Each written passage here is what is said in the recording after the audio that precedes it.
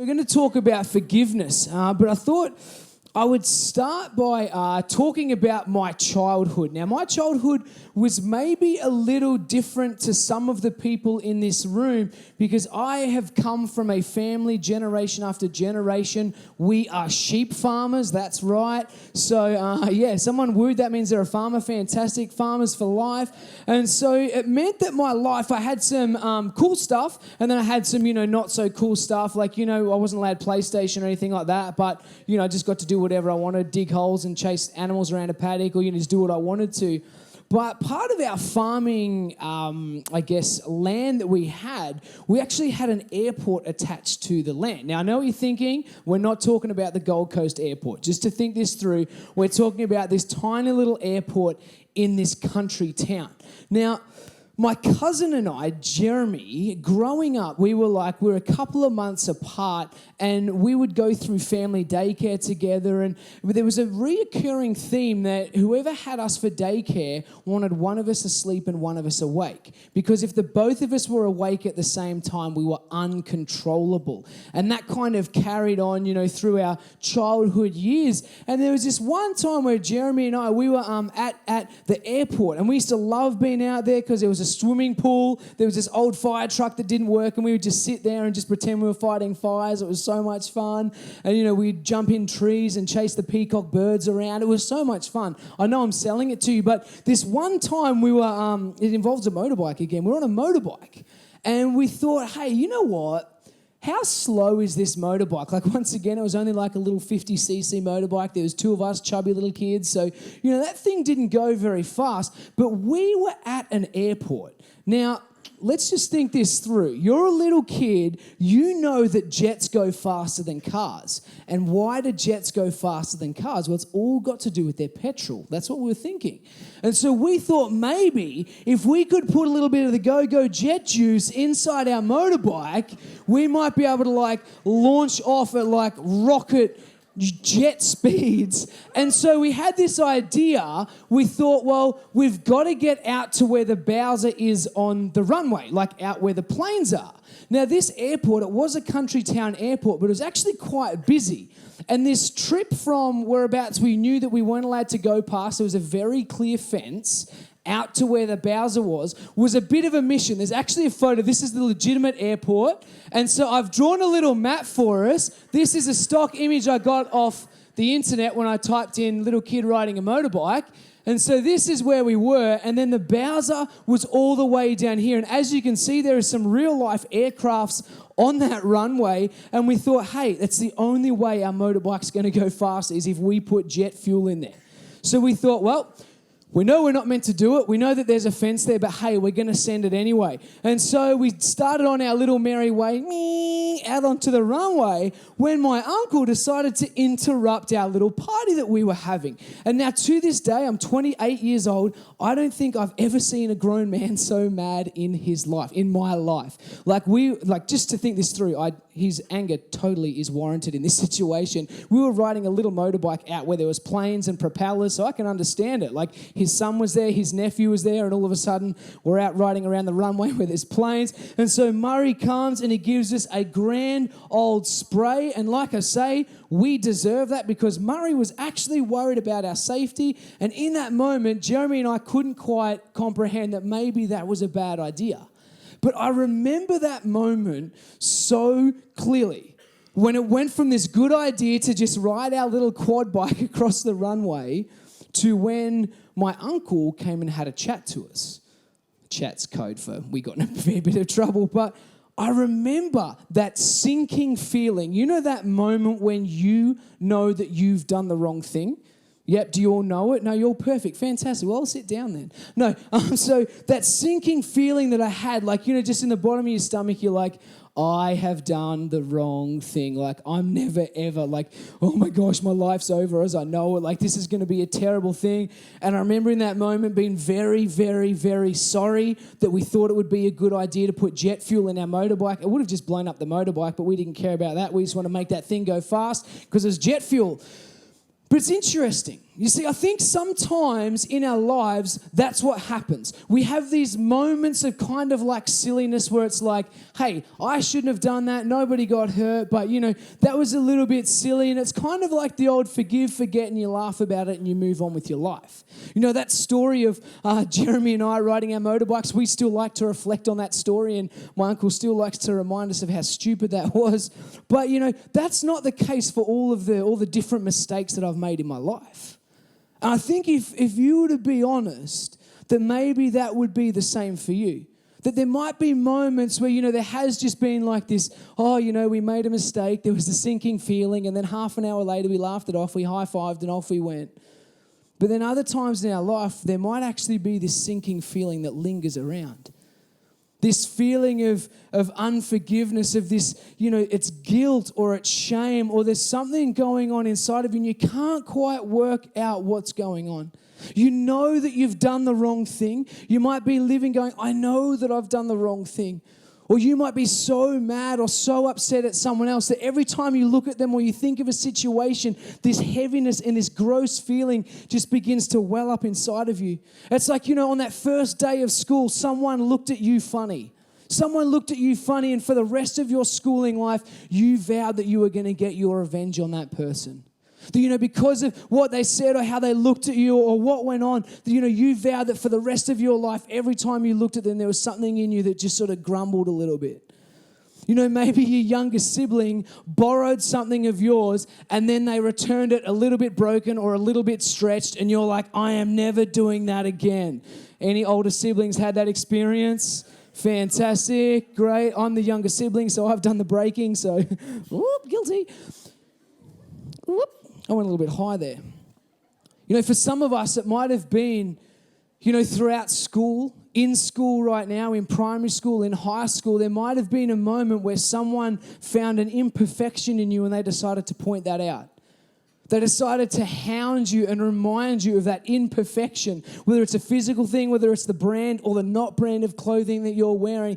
And every time you see them, there's something in you that just feels sick and it hurts and it gets heavy. You shared a secret with someone, something that was deep down, in the core of your secret little secrets in your heart. And then you shared it, and then someone went off and blabbed. And then you said, you know what, I'm never going to trust that person again. In fact, I'm never going to trust anyone ever again. I'm done. I'm putting up walls. Nah, they've done their dough. There's a quote that I read this week by a guy named Clark. I don't know if that's his first name or his last name, but let's call him Clark Kent for the sake of this argument, from Superman. It says this: revenge is natural to humans. So for us to understand that revenge is natural to humans. In consequence, sorry, I'm like, oh my gosh, I can't read that. I shouldn't read off the screen. I should read off my notes. Revenge is natural to humans.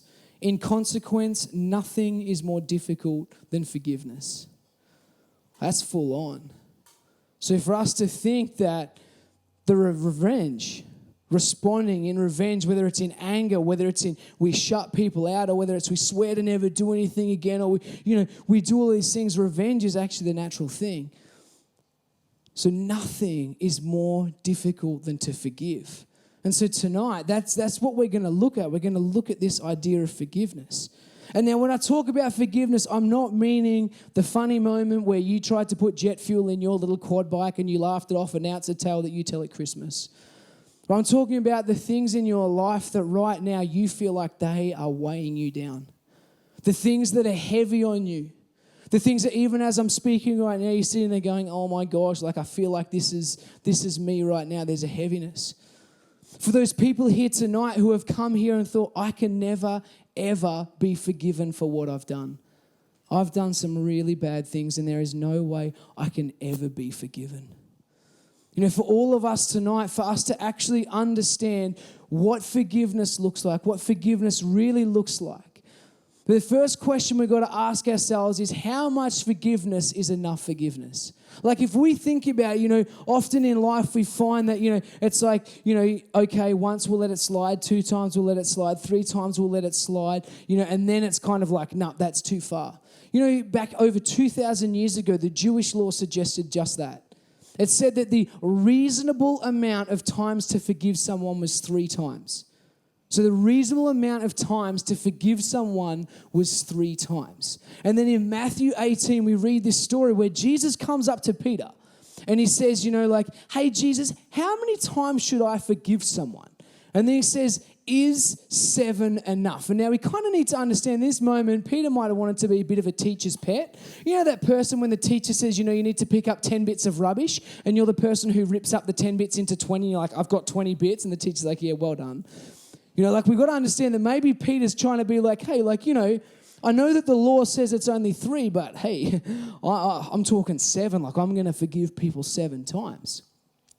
And then Jesus turns around. He says, no, not 7 times, but 70 times 7. Now, if anyone is good at maths right now, the answer to that is 490. Fantastic. Well done.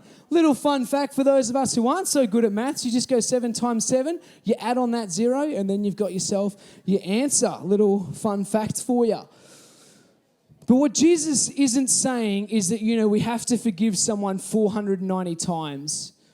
And then it's like, okay, the 491st time, it's like, oh, you cut off. Jesus isn't saying that. What Jesus is saying is our forgiveness towards other people should be infinite. It should be unlimited. The way in which we respond to our situations should be through forgiveness. Jesus is saying if we are true followers of Christ, then there shouldn't be a number on how many times we forgive people. And then Jesus goes on to tell a parable, a story of a guy who was indebted to a king. Now, in modern, when we talk about this in modern terms, we're talking about somewhere north of $12 million.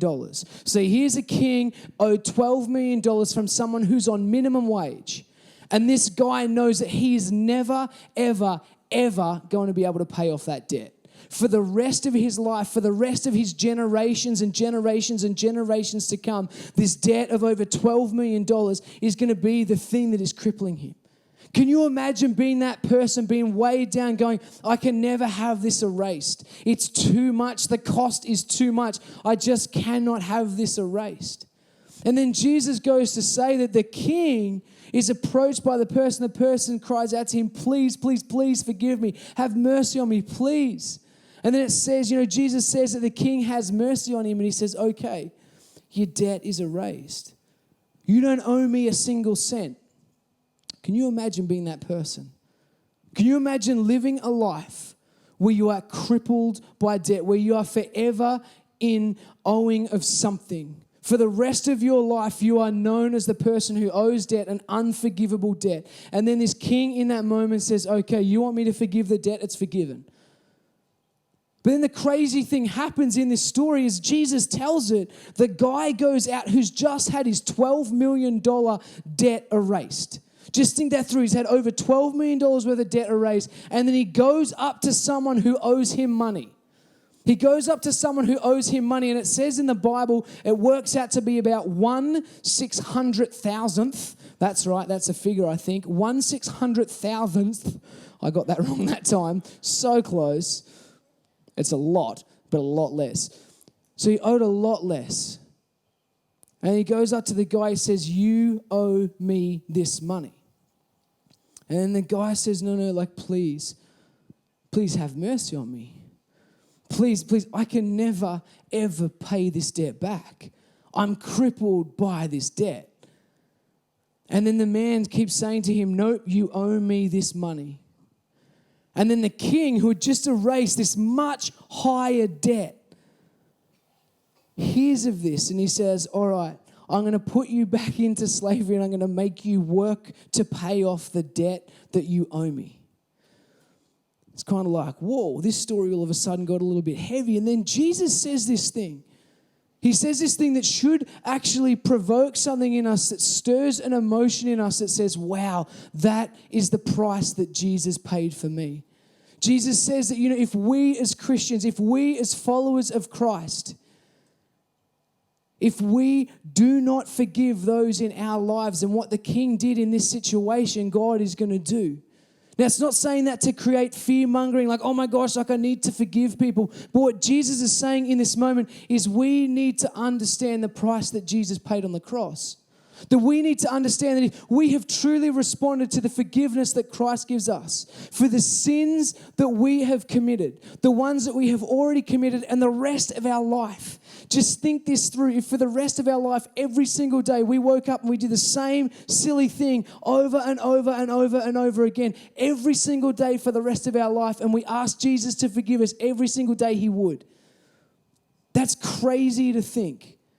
To think that a debt that we could never pay. Remember the other week I spoke about grace. How this gift that Jesus freely gives us, the gift of grace, we can never pay it back. We can never ever pay that back. So this unpayable debt is what we're talking about here. We can't pay back what Jesus did on the cross. It's free. It's a gift. The forgiveness of Jesus Christ is a gift. And so tonight, if you've come here and you're feeling a little bit heavy and you're like, I cannot be forgiven for what I've done. If God knew what I had done, that would be unforgivable. If God knew the mistakes that I had made, oh my gosh. You know, I remember talking to someone once when I invited them along to church, and they said, I'm worried that I'm going to catch on fire when I walk into church. And I remember thinking, no, that's not the message of Jesus. That's not the God that we worship. That's not the story of Jesus. The story of Jesus is unlimited, just beautiful forgiveness in its most beautiful form. No matter what we've done, we are forgiven. And if we can actually understand that, what Jesus is saying, if we get a hold of forgiveness, if we understand what Jesus did on the cross, then we should want to live a life where we strive to forgive those in our world. Now, what Jesus isn't saying is let's all be pushovers and let's continue to make the same mistakes and let people walk all over the top of us. Jesus is not saying that. What He's saying is what forgiveness is going to do in your heart is often going to be more powerful than what it's going to do in the heart of others. You know, I've spoken time and time and time again to Christians, and the story goes a little something like this. They've moved on. They seem so happy. Why are they so happy and I'm not? How is it that, we were such good friends and they said this nasty thing and they're all laughing over there and I'm here feeling sorry for myself. I'm here feeling heavy. How can that have happened? I've heard that story time and time and time again. And the interesting thing is what forgiveness does often for us is so much more powerful than what it does for those around us.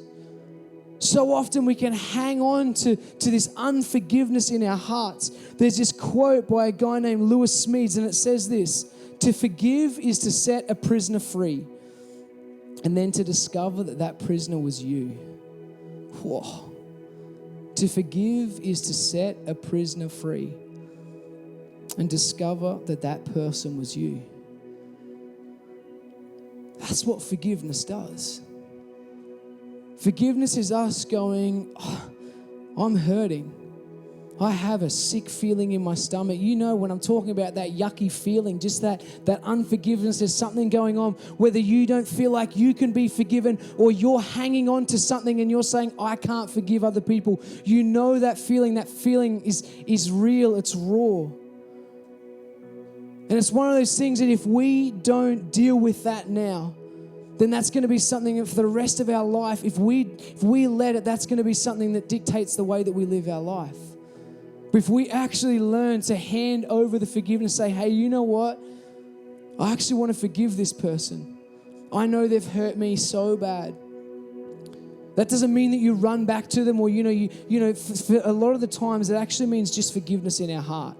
Saying, hey, you know what? I just want to let this go. God, I pray that this is no longer something that defines my life. God, I pray that this is not the heaviness that I walk around with. God, I pray that you remind me of how you forgave me for my sins. There's a story that I read this week of a police officer named Stephen McDonald. And Stephen McDonald was a police officer. He was in New York over in America, and he was a young police officer. So he was just sort of starting out in his career. It was in the 80s. When someone shot him. They shot him in the spine, and so he lost all movement to his legs, and so he was wheelchair bound for the rest of his life. And this is what he said when they said, how do you feel towards the shooter? Like, surely you're so mad at him for taking your legs. Surely you must be so mad at him because now you're wheelchair bound because of what he did. And he says this, he says, I forgave the shooter because I believe the only thing worse than receiving a bullet in my spine would have been to nurture revenge in my heart. It's a guy who lost so much in a moment. And instead of him nurturing this revenge, this yucky feeling, he decided, I'm going to hand this over. I'm actually going to forgive the man that took something from me. And I think that tonight there's people in this room who feel like they can never, ever be forgiven for what they've done. Let me tell you this. There is not a sin that you can commit that's going to deter you from God's love. There is not one single thing in this world that you can do to push God away. Because God loves you. He's there. God wants to take that burden away from you, that weight, that heaviness that you're feeling.